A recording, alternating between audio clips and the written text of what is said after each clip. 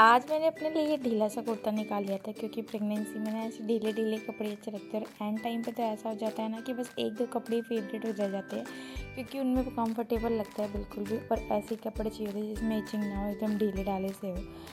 और मैंने सुना है कि मतलब प्रेगनेंसी में लोगों को बहुत सारी दिक्कतें होती है और होती भी होंगी क्योंकि सबका बॉडी अलग है, सबको अलग अलग दिक्कतें होती है, किसी को कुछ किसी को कुछ। पर मेरे से पता नहीं क्यों खाली नहीं बैठा जाता। तो मैं सबसे पहले सुबह उठ गई थी और उसके बाद छोटे मोटे से काम निपटाए और उसके बाद ऑर्डर आ गया था तो उनकी तैयारियों में लग गए थे।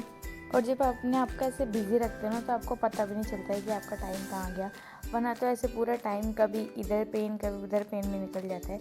इससे अच्छा था कि अपने आप को बिज़ी रखो और उससे पूरा टाइम पता नहीं चलता कहाँ गया।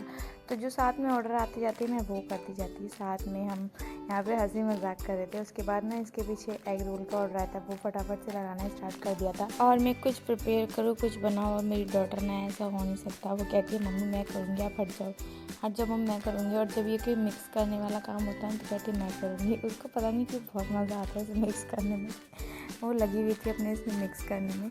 उसके बाद जो रोल का था मैंने फॉइल वॉइल काट लिया था ताकि इनमें लपेट सकूँ।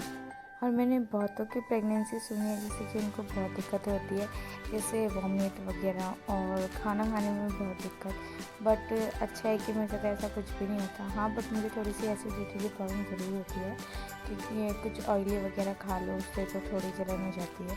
हाँ बस इससे ज़्यादा और तो कुछ नहीं, मैं और नॉर्मल ही है सब कुछ। और मैं ये सोच रही हूँ कि मतलब जिसको सारी दिक्कतें होती है वो कैसे सफ़र करता होगा यार। कि मतलब मेरे को तो सिर्फ एसिडिटी की दिक्कत होती है, मुझे उसमें इतनी प्रॉब्लम हो जाती है, औरों को तो और भी बहुत सारी दिक्कतें होती है। बट इन सब का मस्त ऐसा सल्यूशन है कि अपने आप को सबसे अच्छा बिज़ी रखो, कोई ना कोई चीज़ में बिज़ी रखो ताकि आपका माइंड डिस्ट्रैक्ट ना हो और मतलब आपका पूरा दिन ऐसे ही कट जाए। और हमारा मॉर्निंग से मतलब आफ्टरनून तक का 12 से 1 बजे तक का टाइम तो मतलब कहाँ निकलता है, और उसके बाद शाम से रात तक का तो कुछ पता ही नहीं चलता है। बस आफ्टरनून में थोड़ा सा टाइम होता है तो उसमें थोड़ा हम रेस्ट वगैरह करते हैं, उसके बाद सेम फिर उसके बाद शाम से रात तक का टाइम बिल्कुल नहीं पता चलता। और अच्छी बात है कि मतलब हम बिल्कुल ऐसे इंगेज रहते तो हमें टाइम का पता नहीं चलता। और शाम को रश हो रहा था तो बहुत सारे ऑर्डर एक साथ लग रहे थे, कुछ थालियों के और अलग अलग टाइप के ऑर्डर्स लग रहे थे, तो उसमें भी हमें आज बिल्कुल टाइम नहीं मिला था। ज़ोमैटो के साथ साथ ऑफलाइन ऑर्डर भी चल रहे थे। ज़ोमैटो का तो जो ऑर्डर था वो टाइम लिमिट के साथ राइडर लेके जा रहा था, बट ऑफलाइन ऑर्डर वो आज शुभम को ही डिलीवर करना था।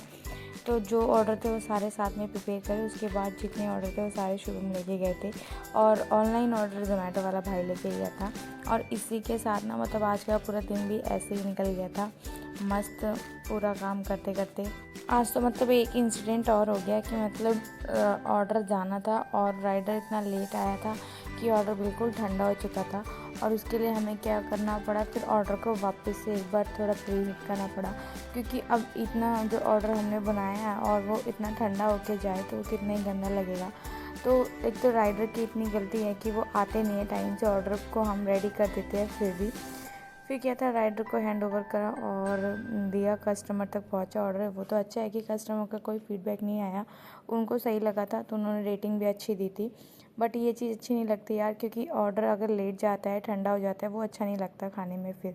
और बस फिर आज का पूरा दिन मतलब ऐसे ही निकल गया था हमारा, शाम से सुबह और सुबह से रात का वही कुछ नहीं पता चला। And thank you for watching, keep supporting us, thank you.